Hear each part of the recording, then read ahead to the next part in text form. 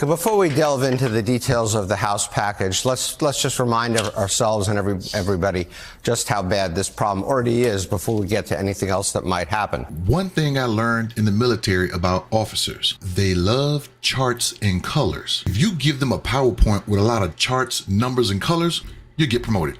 But Maga is dumb. They're the type that'll put a lemonade stand out and put a backwards E, not because they're trying to be cute, but because they're just dumb.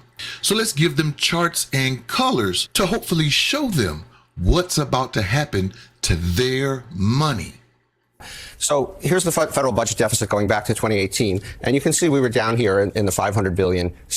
All right, Maga, go back and look at that chart. When Trump took office, the deficit was not that bad. He added on with the 1.5 trillion and then COVID hit. I've always said that. COVID hit, took it up to 8 trillion. But then when Biden came in, he reduced it a lot more.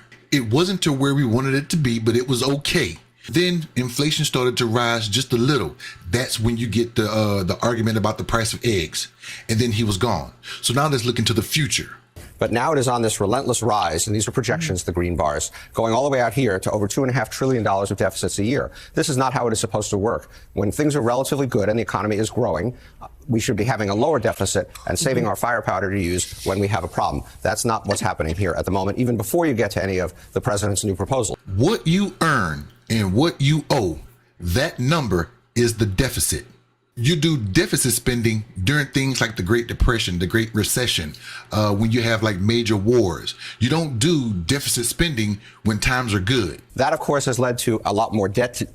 We now have over $30 trillion of debt. For the first time in our history, except World War II, we will have debt that's equal to 100% the size of our economy. It's gone up under Republican presidents and Democratic presidents, but the scorecard over the last 40 years, out of curiosity, is $14 or so trillion added under Republican presidents, about $12.5 trillion under Democratic presidents. So there are not clean hands on either side. I left that part in for a reason. I wanted you guys to understand that Democrats and Republicans do more spending in their administrations. The only difference is $2 trillion. Republicans spent $2 trillion more than Democrats. So we can stop that who's conservative and who's not, because Republicans spend more, but they both spend. In keeping with spending, he's going to show you what the Republicans plan on spending this time. So what the House approved yesterday is what, as you said, Trump likes to call one big, beautiful bill. The signature piece of it, of course, are tax cuts, and I'll talk a bit more about those later, but up to $4.5 trillion of tax cuts over the next 10 years. And then spending increases, a few spending increases for their priorities. Judiciary and Homeland are both basically border-oriented spending, and then defense. Now, you saw the spending. They want to give the military an additional $100 to $150 billion, but the Defense Department has not passed an audit in years. And I believe they can't find $150 billion.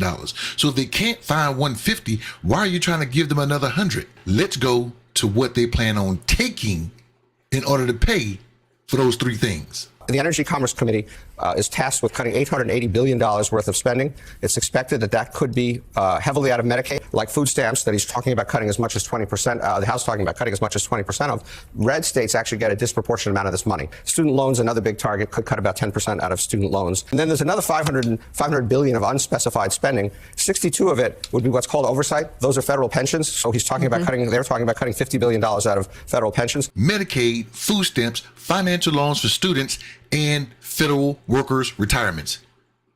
He's going after old white people, he's going after young people, and he's going after military and veterans.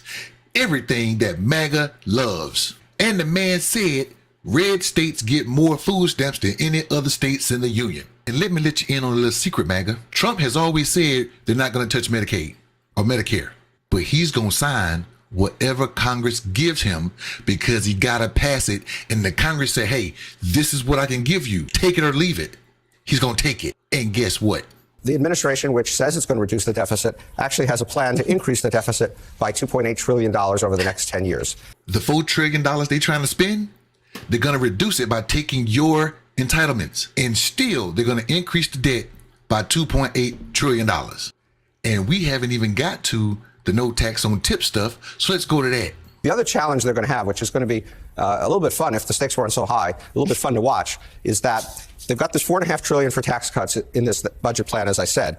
Almost all of that will be consumed by extending these individual tax cuts that would otherwise expire. But during the campaign, the president ran around promising all kinds of other tax cuts. No tax on Social Security income, restore the full deduction on state and local taxes, no tax on overtime, no tax on tips, deduct in your taxes the cost of your auto loan. So he made all these promises. The whole thing adds up to about $7.8 trillion. So they're going to have to fit $7.8 trillion of promises into a box that's $4.5 trillion in size. And that's going to be an interesting push-pull between the administration and the Congress as well. Rewind it, go back, watch it again. How can you put $7 trillion into a box built for $4 trillion?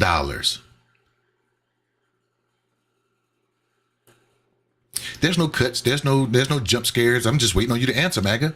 That's why I've been telling you in my videos, you can't do it. You can't do both. You can't give the rich $4.5 trillion in tax cuts and then cut Medicaid, education, and a lot of other stuff, and then say, hey, we're going to help you out, poor man. We're going to give you no tax on tips, no tax on Medicaid, no tax on it's not going to work. And those small little pockets of benefits don't do anything as compared to the tax cuts he's giving the rich. That's why he's out there firing veterans, firing everybody. He's trying to find the money.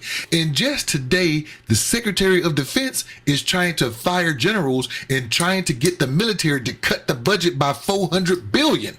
At the same time, the Congress is trying to give them $100 billion.